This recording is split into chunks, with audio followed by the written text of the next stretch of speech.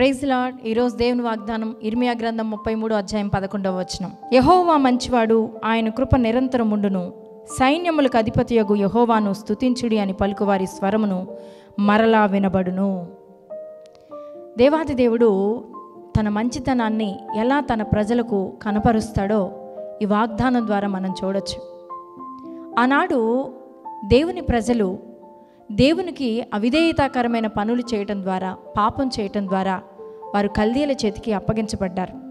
కల్దీలు ఘోరాతి ఘోరంగా వారిని హింసించి, శ్రమ పెట్టి, నగరాలను కాల్చివేసి, పాడు చేసి, మనుషులు కానీ జంతువులు కానీ లేకుండా చేసిన పరిస్థితుల్లో వీరి యొక్క నగరులు పాడైపోయినాయి, వీరు పాడైపోయిన స్థితిలో ఉన్నారు అని అందరూ చెప్పుకుంటున్న పరిస్థితుల్లో ఆ మాటను విన్న దేవాది దేవుడు మరలా తన ప్రజల్ని కనికరించి వాగ్దానం చేస్తున్నాడు.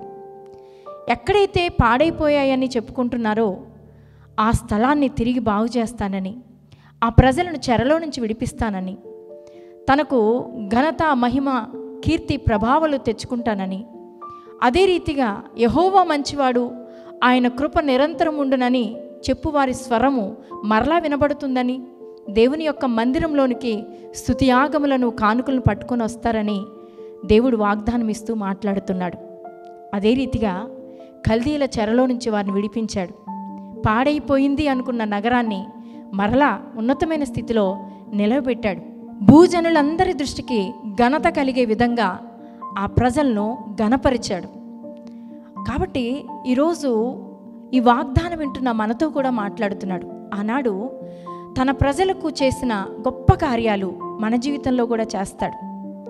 ఎందుకంటే మన జీవితంలో కూడా అనేక రకాల పొరపాట్లను బట్టి, బలహీనతను బట్టి, పాపాలను బట్టి మొత్తబడిన వారంగా, అనేక సమస్యలను అనుభవిస్తున్న వారంగా, లోకంలో ప్రజలందరి దృష్టిలో అవమానాస్పదంగా మీ జీవితాలు ఉంటున్నాయేమో. అందుకే ప్రభు ఈరోజు ఈ వాగ్దానం ద్వారా నీతో మాట్లాడుతున్నాడు. తన ప్రజల ఎడల ఆయన కనికరం కలిగిన వాడు, ప్రేమ కలిగిన వాడు, క్షమించే మనసు కలిగిన వాడు.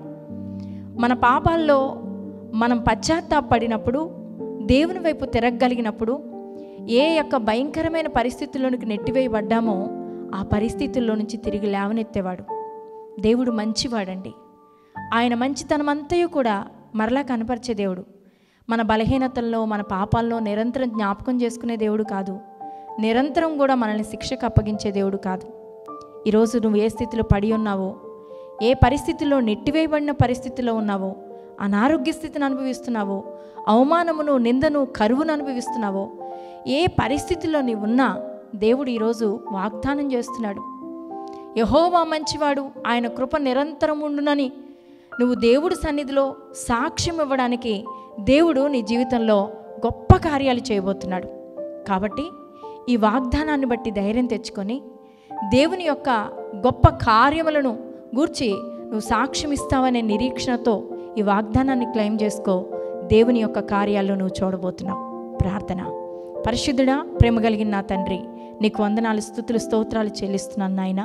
ఎంతమంది బిడ్డలు ప్రభువా అనేక రీతిలో చరానుభవంలోనికి వెళ్ళిపోయి, శ్రమానుభవంలోనికి వెళ్ళిపోయి, అందరి ఎదుట అపహాస్యాస్పదముగా అయా ఘనహీనతకు అప్పగించబడ్డారో వారందరి జీవితాల్లో నీ మంచితనాన్ని చూపించి ప్రభువా, నీ కృపను చూపించి వారిని లేవనెత్తి ప్రభువా, వారిని ఆశీర్వదించి వారి కుటుంబాల్లో గొప్ప సమాధాన సంతోషాలు అనుగ్రహించి రక్షణ కార్యం జరిగించమని వేడుకుంటున్నాను ప్రభువా. వారికి ఉన్న ప్రతి ఇబ్బందులు, ఇరుకులు, శోధనలు, సమస్యల్లో నుంచి, ఆర్థిక ఇబ్బందుల్లో నుంచి వారిని లేవనెత్తి గొప్ప కార్యం జరిగించమని యేసు నామములో ప్రార్థిస్తున్నాను తండ్రి. ఆమేన్.